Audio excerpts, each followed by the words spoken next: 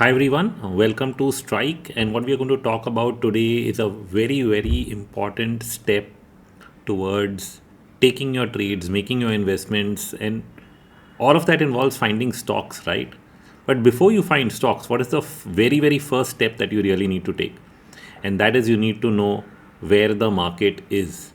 So, finding tops and bottoms in the market is the most important step, because once you know where the market is headed, then you can actually drill down to finding the stock that you really want.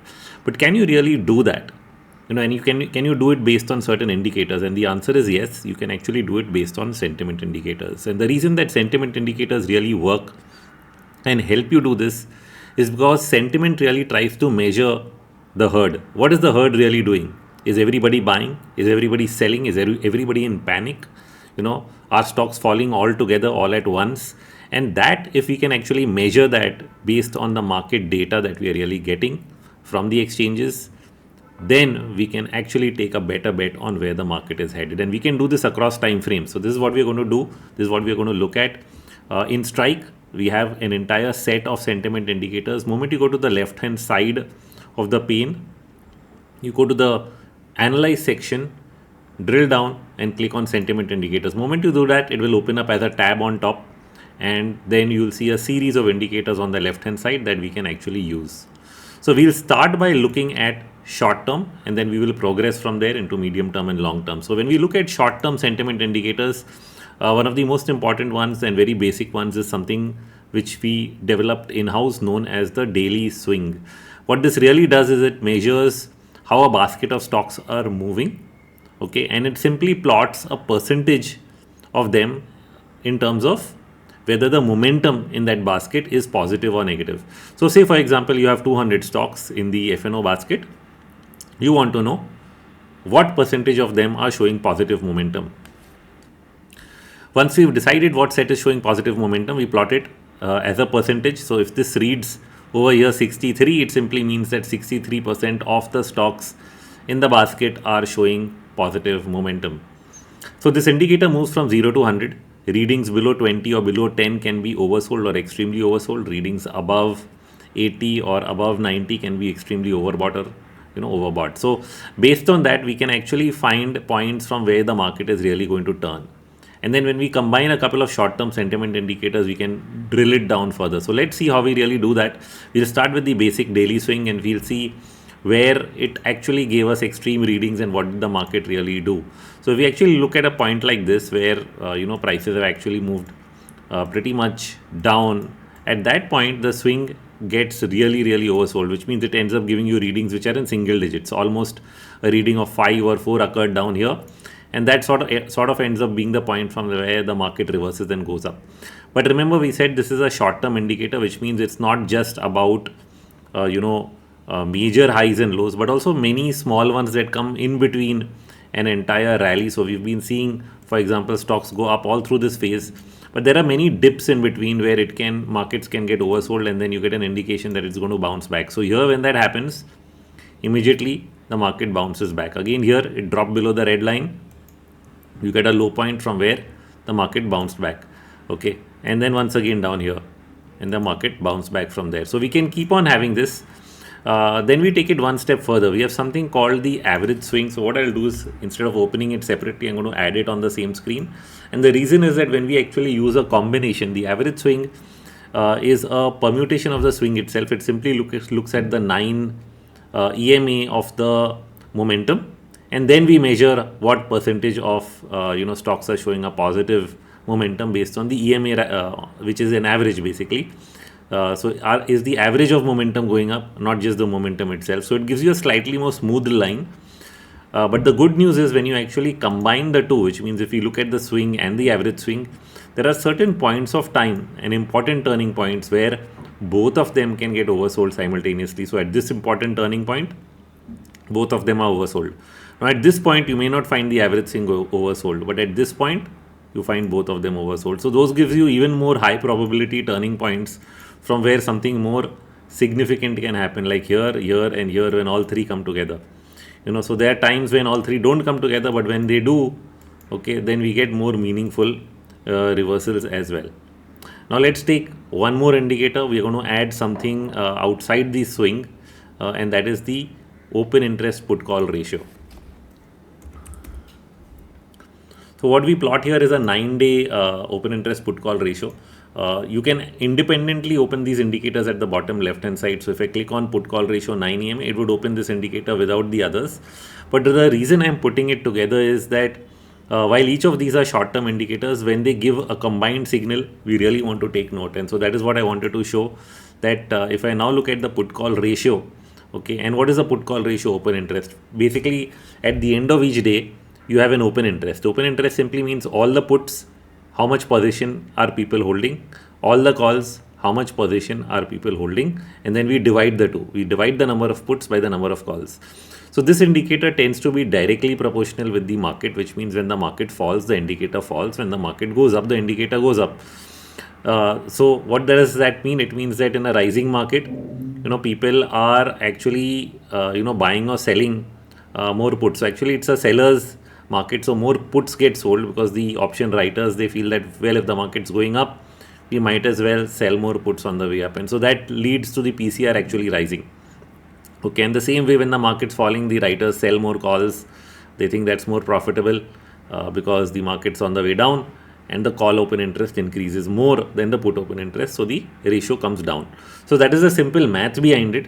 But when we actually look at how the indicator does, we've put red lines here just to show you what the ranges are, and these ranges do sometimes change, but in this point of time we found that this lower red line has been acting as a good oversold range repeatedly. So if we actually now look at a combination, right, so see, when we are at this low point, you will find that even the PCR is giving you an oversold signal. The other time it came close to being oversold was here, but none of the other indicators were oversold, right? And so that didn't end up being the final bottom. You did get a very small bounce from that oversold reading. But another one where they aligned is this one. So this is another important low point that we got in January. Remember, from there the market bounced back, but for quite a while. It went up for a lot longer than we would have thought. But then it dipped again in March, and then when it dipped again in March, once again the PCR also aligned with the swing indicators, right? So that's a fair combination. Now that did not happen here. In April, in late April, when we got a sell-off, the PCR was not oversold, but now it has started to do so. Now the PCR can sometimes, each indicator there can be some lead lag, like the daily swing may get oversold faster than the average swing, and similarly the PCR, because it's a 9-day average that we are plotting to get a more smooth line, it can get oversold a little later. So in this scenario, both indicated that the Nifty had actually touched oversold point here, but in the next couple of days, now the PCR, OI PCR is also getting oversold. So this is helpful because sometimes after a bounce you think, "Arey, market has already bounced. Now where is it going to go up? It may fall again." But the PCR is saying, "But I'm oversold," and so the put call ratio is telling us that no, this is still a bottoming formation. So we are not done with the upside. So this is how interesting it can get. We'll see whether that actually plays out from the point where I'm showing it to you today. But it interestingly gives you a heads up, and when couple of indicators align, you actually get what we call as a high probability trade setup, where you are able to confidently stay with on the right side of the trend. So this is all about using short term sentiment, but all of us are not short term oriented. We are not really trading for 4 to 5 days. Some of us are positional traders and some of us are long term investors. So we'll go and look at how we can use sentiment on slightly higher time frames as well, right? So we're getting rid of all the indicators on the screen, and we'll slowly put them back, but now we'll put back what is slightly more medium term. So we have a lot of stuff here, each one aligns to a different time frame, and that's what you're really learning about here. So now I'm plotting the FII open interest in the index futures.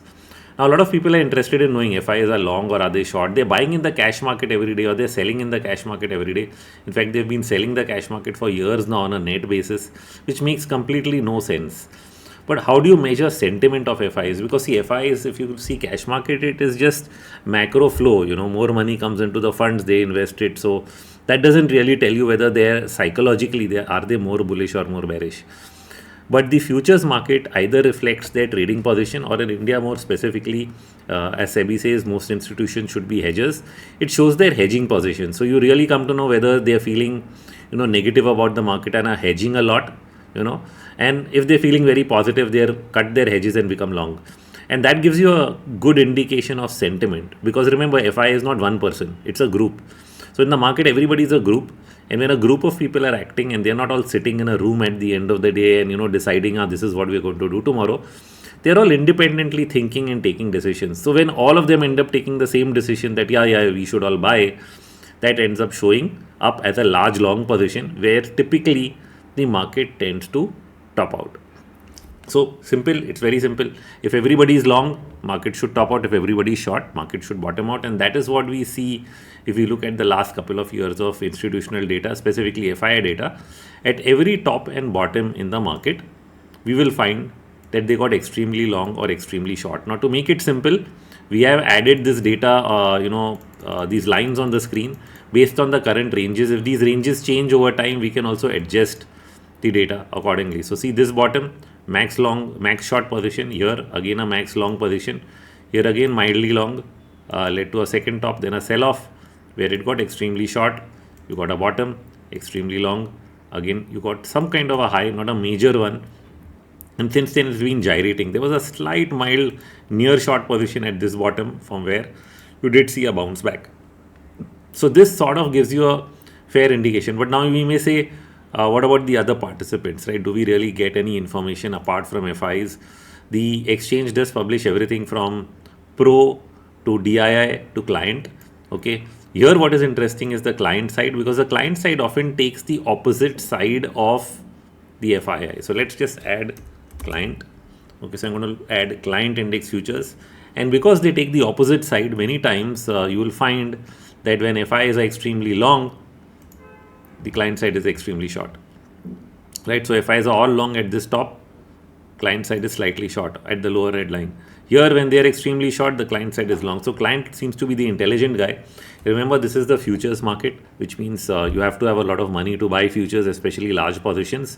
So when we say client, of course it means everybody, but a large part of them are going to be HNIs and well-informed investors or traders. So that is why they appear to be right, which means they have a max long position at bottoms or a max short position at top. So we really want to follow what the client side is doing. So at each of these highs and lows, especially the important ones, you will find the client and FI both having an extreme position. Now that doesn't mean that every time both are similar. There are times like right now here, FIs have really not gone significantly below the red lines, but the client side is here getting significantly long. Okay, they've crossed one red line, they're very close to the second one. So here they are indicating that yes, we are getting bullish on this market. FIs are short, but not in the extreme red zone. So this can happen. It can happen on both ways. Sometimes the clients don't have a significant position, but the FIIs do. We have seen those kind of phases. And because those variations do occur, what we then did is we also ended up adding both the client and FI position, just to see that if both of them are aligning on the same side. You may look at this and say, no, that doesn't seem to ever happen. But the truth is slightly different, right? The truth is that when you add the two positions together, sometimes, rarely, the long position ends up being massive or the short position ends up being massive on a combined basis as well. And that's simply because sometimes one of the two may back off slightly, on the positioning. So if I just look at this, for example, here FI is extremely long, okay, client is extremely short. But just a few days prior to this, you had the combined position reach an extreme. So how did that happen? So what is happening is that while FIs were going long here, clients were not really setting up a big short. They were unwinding their longs, but it was not yet a big short. So at this point of time, it ends up happening that even the client is long here. They haven't gone short yet. FI is also long.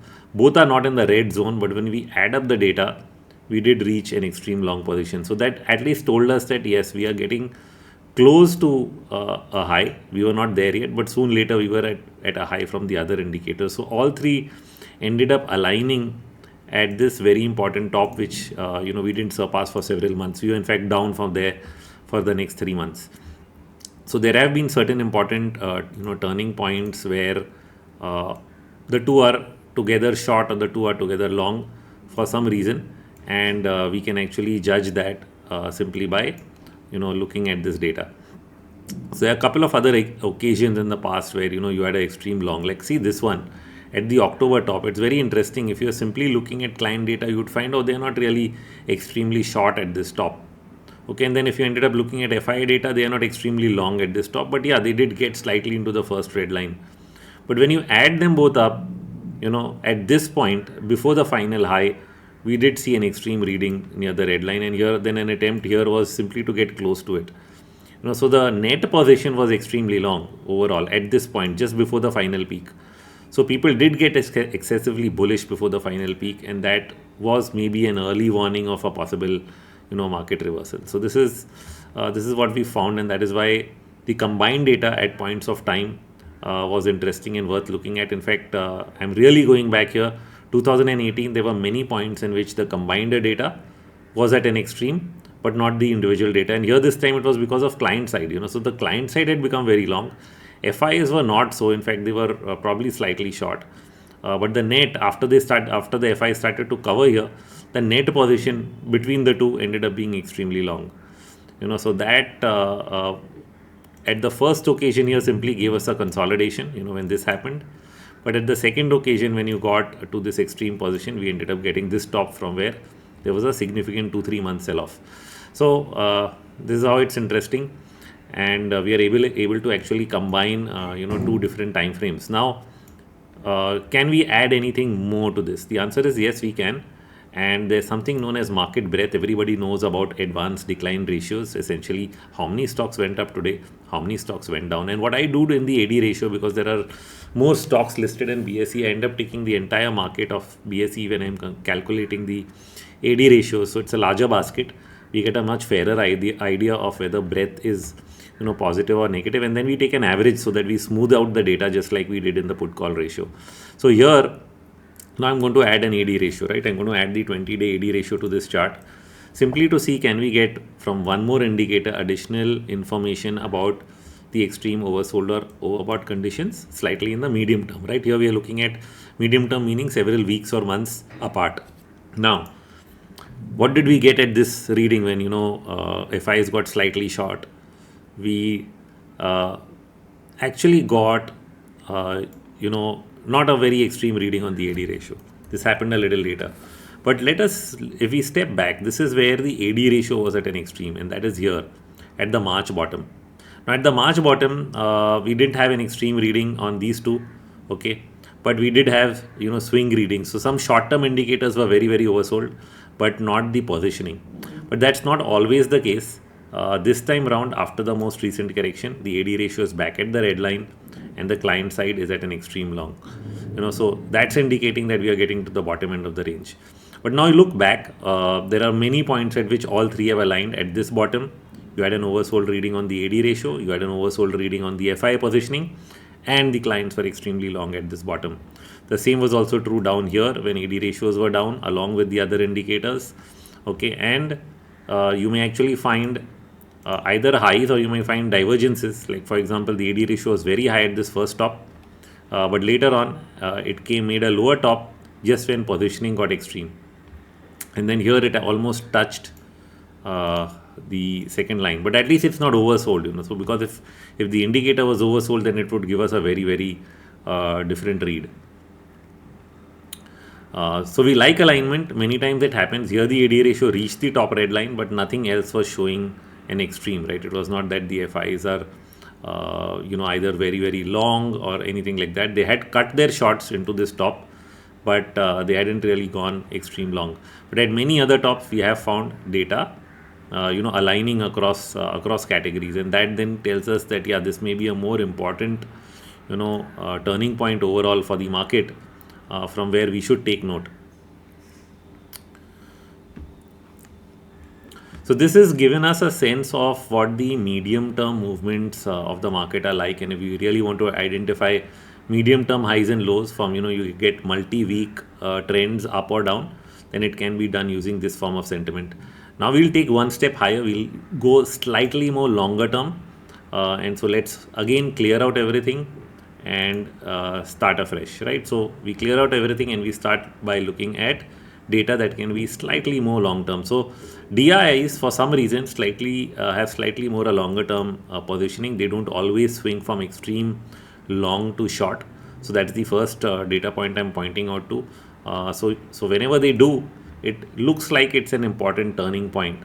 Like DI is being extremely short at this top. So yes, they are directional and they tend to be on the right side when they are at an extreme. Similarly, they were extremely bullish and long here in March 23 from where the markets have taken off. Now again, they did have a short positioning here at this top. Bottom of COVID, long.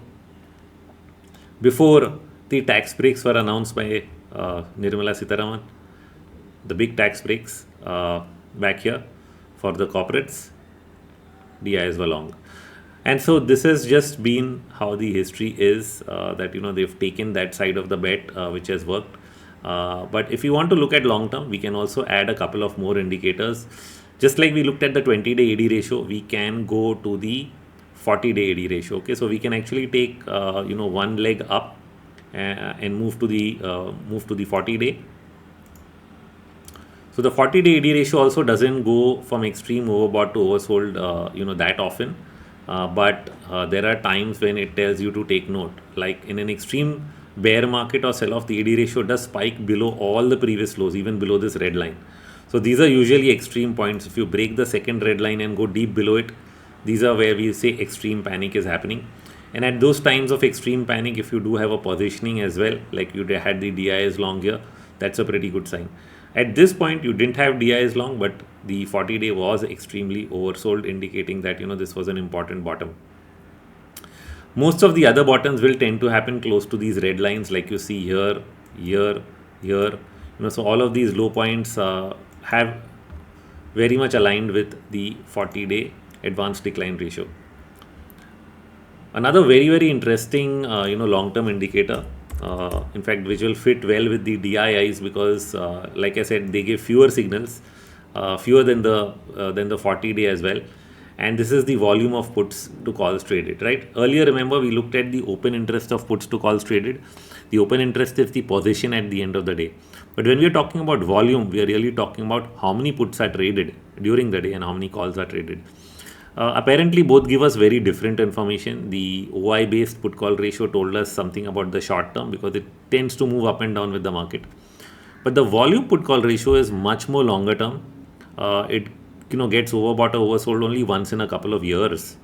And how it does that is that a lot of people start trading either calls or puts, and it tells you that if people are trading too many puts, means they are too bearish, possibly the market is not going to fall. And similarly, if people are trading too many calls, then they are probably too bullish. So here what we are doing is we are simply dividing the total number of puts traded during the day by the total number of calls traded during the day, and then running a 14-day moving average on that just to smooth out the data so that we can see it like an indicator down here. So if you go back, what you will find is that at several important tops and bottoms, the amount of volume of puts and calls traded really tends to invert. Okay, so if you actually at this top in 2018, this is sort of where the mid cap indices actually topped out. The volume of puts to calls was down here at the red line. It sort of drops below 0.4 or comes close to 0.4. So the readings near or below 0.4 mean that people are trading too many calls relative to puts, and that ends up being a market high.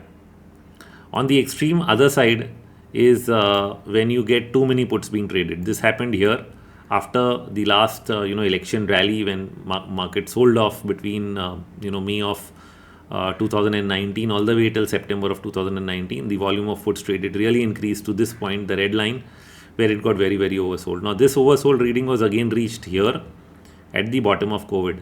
So that's the point at which it gets there. When too many puts are being traded, indicates a bottom. But like I said, it doesn't always happen. After that, you didn't see another oversold reading. In fact, you got an overbought reading down here only in October of 2021 here where the entire rally ended. So that's when the reading came back to 0.4. And at that point, then the markets went into a long consolidation phase. In fact, lots of gyration. Some stocks sold off a lot, and that was the low point. So how did we get to the next bottom? Well, we are back at this above this red line. The same reading as COVID. If you actually look here, what you will find is this red line is where all the oversold conditions were happening pre-COVID, and that's where you reach. So it sort of indicated that this 15,200 Nifty level down here was the bottom based on this as well. So too many volume of puts being traded, the 40-day ADA ratio really getting oversold. DIs were not significantly long short over here, so that definitely did not give us a clear indication yet. But the other tools were giving us that indication. Now, what has happened since is we have seen the volume put call ratio rise even more, which means that at this bottom here in March of 2024, this is after the Adani fiasco and so on, people got so bearish that too many puts are being traded. This is an all-time record reading that we were getting, at this bottom. So when you're getting an all-time record reading on puts, which means everybody's just wants to buy puts or trade puts or whatever it is. But that extreme bearishness sort of ended up marking a very important bottom for the market from where we've seen it significantly move higher. Now, what has not happened yet is this volume put call ratio continues to gyrate in this range. It's really not gone back to the bottom end, which means if it has to do that based on the long term history, then we are far, far away from having reached the final high of this bull run, right? That is sort of what it's indicating right now, unless there's some kind of change in how the indicator behaves. So, the current indication from the volume PCR is we're not there yet. So this is how it indicates something important. Like I said, once in 2-3 years after 21-22, next reading here in 23. Now we have no other reading till a long time. In fact, all the readings are close to this red line, extreme. So in fact, these extremes are ending up reading that no, this is still a panic bottom because people don't really believe in the market. And here it got close to that at the recent lows as well, though it didn't cross the red line. So that's the sentimental impact. So if you actually want to think, yes, what are people doing? The sentiment here shows excessive pessimism. The positioning is not significantly long anymore as it was at this point. But it's not significantly short either, so it doesn't tell us anything. The breadth did get oversold at this first red line down here. So that also, so second indication that yes, we may be in a bottoming phase down here at the April and May lows. So these are, so I have one more longer term fix, and that is the futures open interest with index. I'll take that as the last one for long term investors that can be really, important, which is what we do is take the total futures open interest, that is index, stocks, everything put together. But if you look at a chart of total futures open interest, you'll find the open interest just keeps growing higher and higher over time. So I found that less useful in telling me, whether too much position was in the market, because it will always grow with the market and with money supply. So I said, okay, let me divide it by an index and maybe the ratio can tell me something. And this can be interesting because the ratio can get very high or at least be comparable with significant previous periods where the ratio was high and then it came off from there. So this gives us, certain long period times, where it throws some sense of caution. So this indicator sort of got, very high here in 2018, back where the mid caps peaked. Then after that, the indicator cooled off as the broad market was cooling off. So we did see open interest flatline, even though the market held up in terms of Nifty. The last time this really happened with this indicator was actually way back in 2008. So we go back to 2008, back here at the peak of that cycle, we were at this red line. So we haven't really gone back to that red line till 2018, many years later. So this is slightly, again, very, very long term. And we are sort of crossing that line now. We've crossed this red line. So it does show that a lot of futures participation in line with future peaks. But that doesn't align with the sentiment, too many puts being traded. So that is where there's a disparity. And so while this indicator can be helpful, we should not get over biased by it, because I've seen similar indicator also in the US. It can sometimes make higher highs. What may be then more interesting is sometimes to look for divergences in an indicator like this. And let's just see that. See, for example, here the mid caps did peak, but the Nifty continued to make higher highs. But the indicator showed a negative divergence. So it can be possible that even after you have a high reading here, you end up getting a negative divergence in the data before you really reach the final peak. And that is sort of why everything is not in alignment here. There is not a clear alignment of which side this is going to move. But this indicator is, like I said, long term, which is why you have to wait for years to see it come to some place important. And even then, we have to wait for it to really see prices develop and price action to show you a trend reversal. So it's unlike others when, moment they reach a certain point, we say, oh, this may be a turning point. But in the futures index ratio, we need to be a little more patient. So that's all with me, giving you an insight on how to use sentiment indicators across time frames. They give you very important, interesting, turning points. And sometimes both long term, medium term, or short term sentiment data points can all align together. So that makes it even more interesting. But like I showed you, each one has its role, because short-term sentiment points give you tops and bottoms, which are important from a few days to a few weeks perspective only. And the medium term ones run you from weeks to months, and the long term ones from months to years. And so depending on the time frame you really want to study, you have independent indicators. But if medium and long term indicators do align, you just come to know that this is an even more important bottom than otherwise. So that's all from me on this, and I hope you will be able to now pick the next top or bottom in the market on your own using strikes sentiment indicators.